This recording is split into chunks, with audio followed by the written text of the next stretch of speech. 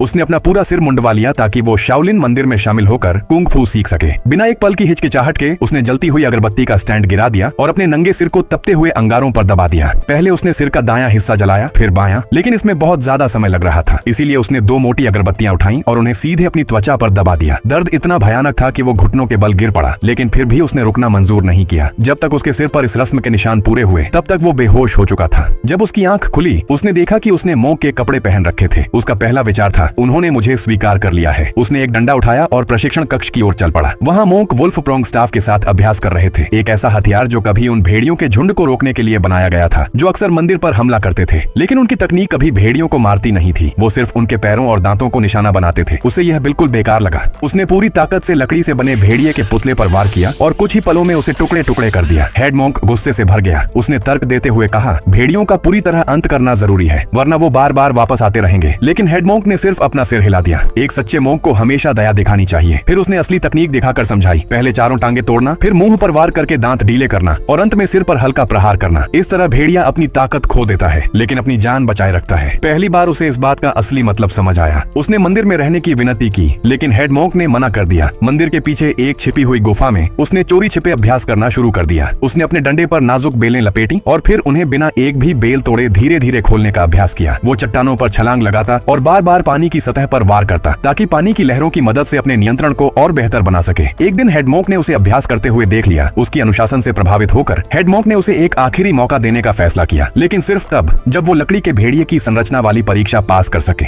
उसका काम बहुत आसान था, भेड़िए के दांत ढीले करने थे, बस इतना ही। हेड मोंक लकड़ी के भेड़िए को नियंत्रित कर रहा था और उसके हर वार रोक रहा था। उसे हमला करने का एक भी मौका नहीं मिल रहा था। सबसे बुरी बात यह थी कि वो लकड़ी का भेड़िया अपनी पूंछ और टांगों से पलटवार भी कर सकता था। उसे दूरी बनाए रखकर सही मौके का इंतजार करना पड़ा। आखिरकार जैसे ही भेड़िया घूमना शुरू हुआ उसने बिजली की तेजी से वार कर दिया। हेड मोंक ने उसका जबड़ा बंद करने की कोशिश की लेकिन तब तक वो उसकी कमजोरी पहचान चुका था। उसने अपना डंडा सीधे उसके मुंह में घुसा दिया, दांत ढीले करते हुए भेड़िए को सुरक्षित छोड़ दिया। हेड मोंक ने अपना वादा निभाया और उसे अपना शिष्य बना लिया।